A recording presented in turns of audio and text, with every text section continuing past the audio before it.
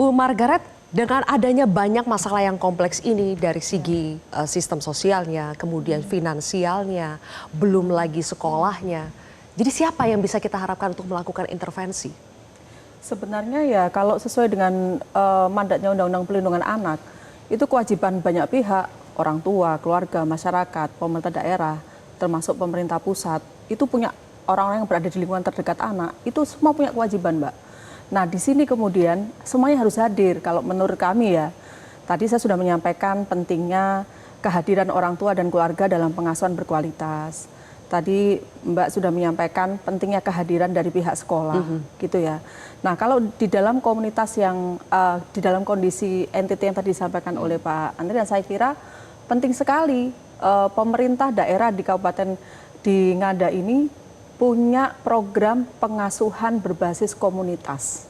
Mengingat orang tua kan banyak yang tadi ya parentless itu ya, maka ini penting untuk menopang kekurangan pengasuhan berkualitas yang dilakukan oleh orang tua, gitu. Nah, pengasuhan berbasis komunitas ini kan sebenarnya yaitu dilakukan oleh aparat desa. Misalnya kita punya best practice ya di Jogja itu kan ada.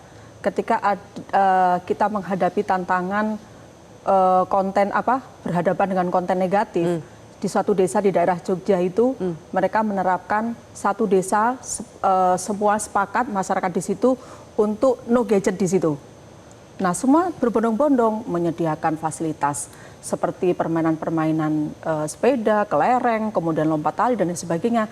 Yang terpenting pulang dari sekolah anak-anak tidak ada yang megang gadget. Kira-kira begitu sampai jam berapa. Nah, pengasuhan berkualitas yang berbasis komunitas ini saya kira penting banget untuk di daerah yang memang banyak terjadi parentless tadi itu gitu, untuk mengisi kekosongan karena anak nggak bisa, anak itu butuh pendampingan, anak itu butuh anak kan komunitas yang rentan ya, mereka belum mempunyai filter yang cukup bagus untuk memilah mana yang positif negatif, dia butuh guidance.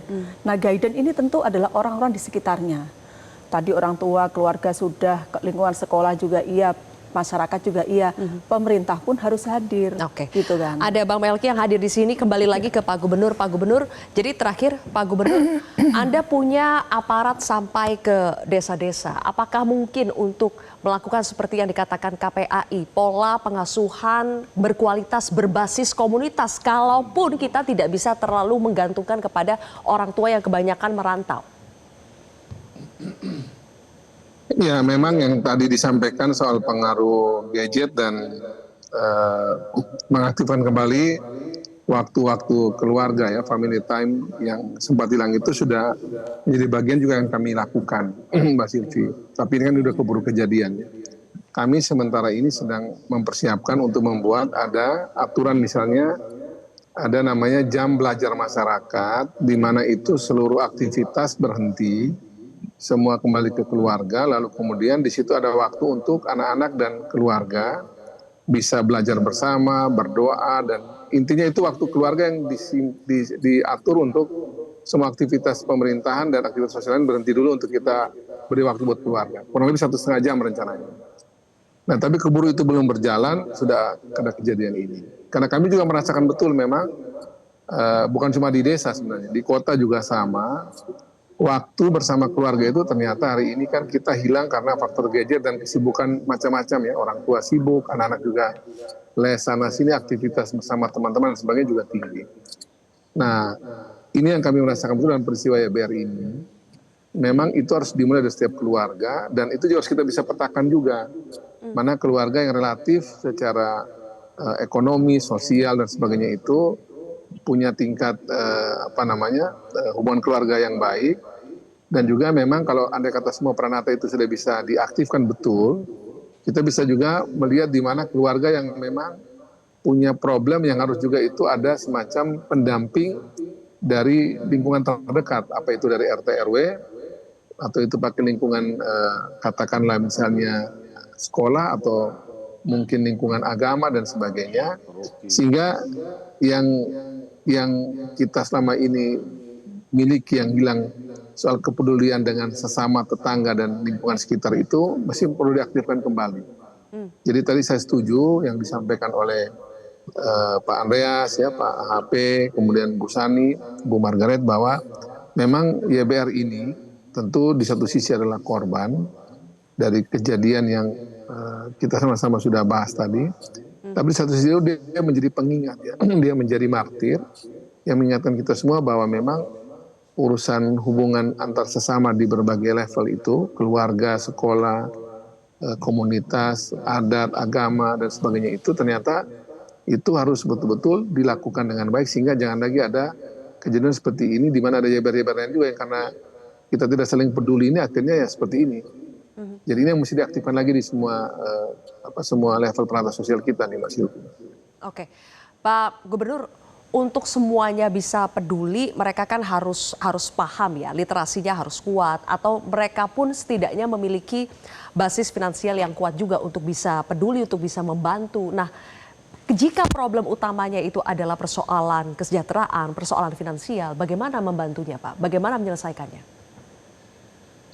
Ya, kalau finansial memang itu tentu harus mendorong agar produktivitas ya dari orang-orang yang memang sulit ini harus didorong. Tapi sebenarnya gini, di luar urusan mendorong kapasitas kemampuan dari masing orang untuk bisa berproduksi dengan baik, sebenarnya untuk bantalan minimal yang sudah diberikan oleh negara itu harus kita pastikan tepat sasaran. Ya. Aspek kesehatan, ya, aspek pendidikan, aspek untuk kebutuhan minimal dia yang melalui PKH dan sebagainya itu. Jadi kalau kita lihat guyuran bantuan sosial dari pemerintah buat masyarakat itu sejauh tepat sasaran, Mbak Silvi, mestinya batasan minimal orang untuk bisa survive itu mestinya aman ya, mestinya aman sekali lagi. Batasan minimalnya nih. Nah tapi kan untuk aspek ini saja kita, sekali lagi saya ambil bahasa Mensos kemarin, itu kan datanya menurut Mensos cukup besar yang harus dirapikan kembali. Ya. Nah yang kedua memang kalau mendorong mereka untuk bisa berproduksi, tentu kalau di kasus ini, kasus Jeribu ini, kasus ini yang di lokasi YBR ini, Mbak Silvi, itu daerah sebenarnya subur sekali. Itu tidak pernah, saya dapat informasi itu tidak pernah memakai pupuk dari luar karena setiap tahun itu memang tanahnya sendiri karena subur itu dia tanam apa aja pasti tumbuh. Memang 2 tahun terakhir ini ada mungkin penyakit atau apa gitu, pohon cengkehnya tidak berbuah dengan baik. Tapi daerah ini subur, sangat subur, dan salah satu daerah tersubur yang saya pernah datangi di NTT di Jeribu ini, subur sekali daerah. Nah tapi memang tadi itu ya, saya pikir kalau memang kita tidak saling peduli, akhirnya kesuburan ini tidak bisa dinikmati dengan baik oleh semua karena faktor-faktor tadi itu. Mungkin ada keluarga yang agak tertinggal karena faktor orang tuanya yang merantau tadi dan tidak disiapkan dengan baik. Nah padahal kalau andai kata semua tetangga dan sebagainya juga saling membantu ya, sekolah juga saling memperhatikan dengan baik, mungkin ini bisa diantisipasi dan ditambal. Baik, Pak Gubernur, terima kasih atas waktu Pak Gubernur sudah bergabung di Kontroversi. Kita berharap yang terbaik untuk keluarga korban dan juga semoga tidak ada lagi YBR-YBR lainnya. Terima kasih Pak Gubernur Melky Lakalena telah bergabung di Kontroversi. Pemirsa, bagaimana mengakhiri kisah pilu dari Ngada ini dan semoga di tempat lainnya tidak terjadi kisah-kisah serupa? Kami akan bahas satu segmen lagi di Kontroversi, tetaplah di Metro TV.